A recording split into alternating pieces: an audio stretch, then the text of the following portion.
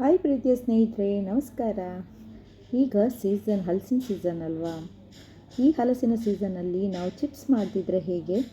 ಅದಕ್ಕೋಸ್ಕರ ನಾನೇನು ಮಾಡಿದೆ, ಮೊನ್ನೆ ಒಬ್ಬರು ನೇಬರಿಂದ ಹಲಸಿನಕಾಯಿಗಳನ್ನು ತಗೊಂಡು ನಾನು ಹಲಸಿನಕಾಯಿ ಚಿಪ್ಸ್ ಮಾಡೋಣ ಅಂಥೇಳಿ ಹೊರಟಿದ್ದೇನೆ.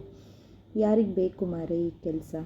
ಇಡೀ ಒಬ್ಬರೇ ಕಟ್ ಮಾಡಿ ಅದನ್ನು ಸ್ಲೈಸ್ ಮಾಡಿ ಅದನ್ನು ಕಾಯಿಸಿ ತಿನ್ನೋದಕ್ಕಿಂತ ಅಂಗಡಿಯಲ್ಲಿ ತರಬಹುದು ಅಲ್ವಾ?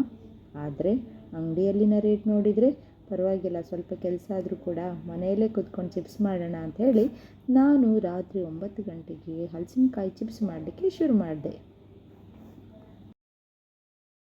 ಹಲಸಿನ ಸೊಳ್ಳೆಗಳನ್ನು ಚೆನ್ನಾಗಿ ಅದನ್ನು ಬೀಜ ಎಲ್ಲ ತೆಗೆದು ಅದನ್ನು ಬೇರೆ ಬೇರೆ ಮಾಡಿ ಬೀಜದಿಂದ ಅದನ್ನು ಚೆಂದ ಮಾಡಿ ಸ್ಲೈಸ್ ಮಾಡಿಕೊಳ್ಬೇಕು. ಸಪೂರವಾಗಿ ಎಷ್ಟು ತೆಳು ಮಾಡ್ತೇವೋ ಅಷ್ಟು ಒಳ್ಳೆಯದಾಗ್ತದೆ ನಮ್ಮ ಹಲಸಿನಕಾಯಿ ಚಿಪ್ಸು.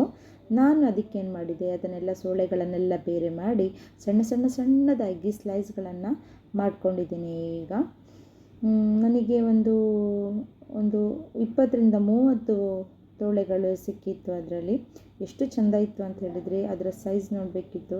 ನನಗೆ ಅದನ್ನು ಬಿಸಾಡಲಿಕ್ಕಲ್ಲ, ಹಾಳು ಮಾಡಲಿಕ್ಕಲ್ಲ, ಇಟ್ಕೊಳ್ಳಿಕ್ಕಲ್ಲ. ಅದರ ಸೊಳ್ಳೆಗಳನ್ನು ನೋಡಿ ಉಂಟಲ್ಲ, ತುಂಬ ಬೇಜಾರಾಗಿ ನನಗೆ ಅದನ್ನು ಬಿಸಾಡಲಿಕ್ಕೆ ಮನಸ್ಸು ಆಗದೆ ಲಾಸ್ಟಿಗೆ ಹಲಸಿನಕಾಯಿ ಚಿಪ್ಸ್ ಮಾಡೋಣ ಅಂಥೇಳಿ ಹೊರಟೆ. ನಾವು ಸ್ಲೈಸ್ ಮಾಡುವಾಗ ಒಂದು ಒಳ್ಳೆ ಶೇಪ್ ಬರಬೇಕಲ್ಲ, ಅದಕ್ಕೆ ನಾವೇನು ಮಾಡಬೇಕು ಅಂತ ಹೇಳಿದರೆ ಆ ಸೈಡಿನ ಭಾಗಗಳನ್ನು ಹೀಗೆ ತೆಗೆದುಹಾಕಿ ನಡುವಿನ ಸಪೂರದ ತೋಳೆಗಳನ್ನು ಮಾತ್ರ ಸ್ಲೈಸ್ ಮಾಡಬೇಕು. ನೋಡಿ, ನಮ್ಮ ಮಗರಾಯ ಸ್ಲೈಸ್ ಮಾಡ್ತಾ ಇದ್ದಾರೆ. ಹಲಸಿನಕಾಯಿ ಎಷ್ಟು ಸ್ಲೈಸ್ ಮಾಡಿದ್ದಾರೆ ಅಂತ ನೀವು ಕೇಳಬೇಡಿ, ಅದು ದೇವರಿಗೆ ಗೊತ್ತುಂಟು.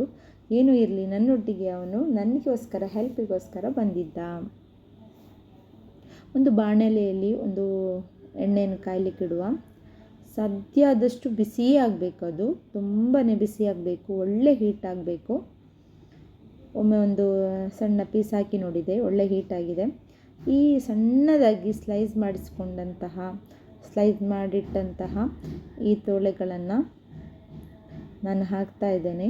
ಸ್ನೇಹಿತರೆ, ನಾವು ಒಂದ್ಸಲ ಅದು ಬಿಸಿಯಾಗಿದೆ ಅಂತ ಹೇಳಿ ನೋಡ್ಕೊಳ್ಳೋದು ಒಳ್ಳೆಯದು. ಯಾಕೆ ಅಂತ ಹೇಳಿದರೆ, ಈ ಹಲಸಿನ ಸೊಳ್ಳೆಗಳೇನಾಗ್ತದೆ ಅಂತ ಹೇಳಿದರೆ ಎಣ್ಣೆಯನ್ನು ಎಳ್ಕೊಳ್ತದೆ, ಅದು ಬಿಸಿ ಆಗಲಿಲ್ಲದಿದ್ದರೆ. ಆದ ಕಾರಣ ಒಳ್ಳೆ ಹಿಟ್ಟಾಗಿರಬೇಕು ಎಣ್ಣೆ.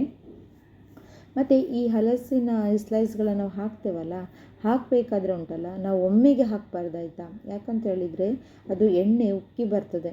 ನಾವು ಬೇರೆ ಅಡುಗೆ ಮನೆಯಲ್ಲಿ ಈ ಚಿಪ್ಸ್ ಮಾಡ್ತಾ ಇರೋದು. ಆ ಚಿಪ್ಸ್ ಮಾಡುವಾಗ ಎಣ್ಣೆ ಏನಾದರೂ ಉಕ್ಕಿ ಅದನ್ನು ಒರೆಸಿ ದೇವರೇ, ಅದೆಲ್ಲ ಯಾರಿಗೆ ಬೇಕು? ಅದಕ್ಕಿಂತ ಜಾಗ್ರತೆಯಾಗಿ ನಿಧಾನಕ್ಕೆ ಒಂದೊಂದೇ ಮುಷ್ಟಿ ಹಾಕ್ತಾ ಹೋದರೆ ಆಯಿತು. ಮತ್ತು ಅದು ನೊರೆ ಕಮ್ಮಿ ಆದ ನಂತರ ಅದನ್ನು ಸ್ವಲ್ಪ ಕೆಂಪು ಬಣ್ಣ ಬರುವಾಗ ಅದನ್ನು ತೆಗಿಬೋದು. ಸ್ವಲ್ಪ ಚೆಂದ ಮಾಡಿ ಅದನ್ನೇ ಮಿಕ್ಸ್ ಮಾಡಿಕೊಳ್ಬೇಕು ಎಣ್ಣೆಯಲ್ಲಿ ಚೆಂದ ಮಾಡಿ. ಯಾಕಂತ ಹೇಳಿದರೆ ಕೆಲವೊಂದು ಭಾಗ ಬೇಯ್ತದೆ, ಕೆಲವೊಂದು ಭಾಗ ಬೇಯುವುದಿಲ್ಲ. ಈಗ ನೋಡಿ, ಚೆಂದ ಕಾದಿದೆ ಅದು. ಈಗ ಕೆಂಪು ಬಣ್ಣ ಬರುವಾಗ ಅದನ್ನು ತೆಗಿಬೇಕು. ಈಗ ಎಂತ ಅಂತ ಹೇಳಿದರೆ, ಕೆಲವರು ಈ ಚಿಪ್ಸು ಕಾಯಿಸುವಾಗಲೇ ಅದಕ್ಕೆ ಸ್ವಲ್ಪ ಉಪ್ಪು ನೀರು ಮಾಡಿಕೊಂಡು ಅದಕ್ಕೆ ಸ್ವಲ್ಪ ಅರಿಶಿನ ಹಾಕಿ ಅದನ್ನೇ ಎಣ್ಣೆಗೆ ಕೊಡ್ತಾರೆ. ಹೀಗೆ ಬೇಯುವಾಗ ಅದಕ್ಕೆ ಎಣ್ಣೆಗೆ ಕೊಡೋದ್ರಿಂದ ಏನಾಗ್ತದೆ, ಆ ಹಲಸಿನ ಸೊಳ್ಳೆ ಬೇಯುವಾಗ ಉಂಟಲ್ಲ, ಅದು ಎಳ್ಕೊಳ್ತದೆ. ನಾನು ಹಾಗೆ ಮಾಡಲಿಲ್ಲ, ಈ ರೀತಿಯಾಗಿಯೂ ಮಾಡ್ಬೋದು. ನಾವು ಒಂದು ಪ್ಲೇಟಿಗೆ ಈ ಚಿಪ್ಸ್ಗಳನ್ನು ಹಾಕ್ಕೊಂಡ ಮೇಲೆ ಅದಕ್ಕೆ ಅದು ಬಿಸಿ ಇರಬೇಕು, ಬಿಸಿ ಇರುವಾಗಲೇ ಹಾಕಬೇಕು. ಅದಕ್ಕೆ ಉಪ್ಪು, ಸ್ವಲ್ಪ ಅರಿಶಿನ, ಬೇಕಾದರೆ ಸ್ವಲ್ಪ ಚಿಲ್ಲಿ ಪೌಡ್ರು ಹಾಕಿ ಚೆಂದ ಮಾಡಿ ಅದನ್ನು ಮಿಕ್ಸ್ ಮಾಡಿಕೊಳ್ಬೇಕು. ಒಳ್ಳೆ ರೀತಿಯಾಗಿ ಫ್ರೈ ಆಗಲಿ ಅದು ಕೆಂಪು ಬಣ್ಣ ಬರಬೇಕು. ಅದು ತುಂಬ ಕೆಂಪಾಗಬಾರ್ದು. ಯಾಕಂತ ಹೇಳಿದರೆ ಸ್ವಲ್ಪ ರೆಡ್ಡಿಶ್ ಬರುವಾಗ ಉಂಟಲ್ಲ, ಅದನ್ನು ತೆಗಿಬೇಕು. ಇಲ್ಲದಿದ್ದರೆ ಅದು ಹೀಟ್ ಇರ್ತದಲ್ವ ಅದರಲ್ಲಿ, ಅದು ಮತ್ತೆ ಕಪ್ಪಾಗುವಂಥ ಚಾನ್ಸಸ್ ಉಂಟು.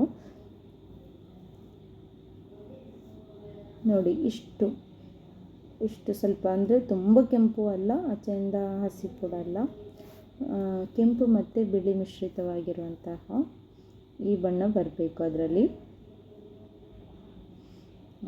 ಈಗ ಇಷ್ಟು ಚಿಪ್ಸ್ ಮಾಡುವಾಗ ಉಂಟಲ್ಲ, ಕುತ್ತಿಗೆಗೆ ಬಂದಿದೆ ನನಗೆ. ಅದನ್ನು ಕಟ್ ಮಾಡಿ ಸ್ಲೈಸ್ ಮಾಡಿ ಗಂಟೆ ಎಷ್ಟಾಗಿರ್ಬೋದು ಅಂದಾಜು. ನಾನು ನನ್ನ ಮಗನಿಗೆ ಓದಿಸಿ ಎಲ್ಲ ಆಗುವಾಗ ಗಂಟೆ ಆಗಿತ್ತು 11:20. ನಾನು ಚಿಪ್ಸ್ 11:20 ಆದರೂ ಕೂಡ ಚಿಪ್ಸ್ ಮಾಡ್ತಾನೇ ಇದ್ದೆ. ಯಾಕಂತ ಹೇಳಿದರೆ ಯಾರೋ ಒಬ್ಬರು ನಮಗೆ ನಂಬಿಕೆ ಇಟ್ಟು ಒಂದು ಪ್ರೀತಿ ವಿಶ್ವಾಸದಿಂದ ನಮಗೇನೋ ತಂದು ಕೊಟ್ಟಿದ್ದಾರೆ ಅಂತ ಹೇಳಿದರೆ ಅದಕ್ಕೆ ನಾವು ಬೆಲೆ ಕೊಡಬೇಕಾಗ್ತದೆ. ಅದಕ್ಕೋಸ್ಕರನೇ ನಾನು ಅದು ಎಷ್ಟು ಲೇಟಾದರೂ ಕೂಡ ಅದನ್ನು ಹಾಳು ಮಾಡದೆ, ಅಥವಾ ನನಗೆ ಅದನ್ನು ಕೊಡಲಿಕ್ಕೆ ಮನಸ್ಸಾಗಲಿಲ್ಲ, ಬಿಸಾಡಲಿಕ್ಕೆ ಮನಸ್ಸಾಗಲಿಲ್ಲ, ಅಟ್ಲೀಸ್ಟ್ ಒಂದು ಚಿಪ್ಸ್ ಆದರೂ ಮಾಡೋಣ ಅಂತ ಹೇಳಿ ಮಾಡಿದ್ದೆ. ಕ್ರಿಸ್ಪಿಯಾಗಿದ್ದಂತಹ ಟೇಸ್ಟಿಯಾಗಿರುವಂತಹ ಹಲಸಿನಕಾಯಿ ಚಿಪ್ಸ್ ರೆಡಿಯಾಗಿದೆ. Thank you. ಪ್ಲೀಸ್ ಸ್ನೇಹಿತರೆ ಚಾನಲ್ನ ಸಬ್ಸ್ಕ್ರೈಬ್ ಮಾಡಿ. Thank you.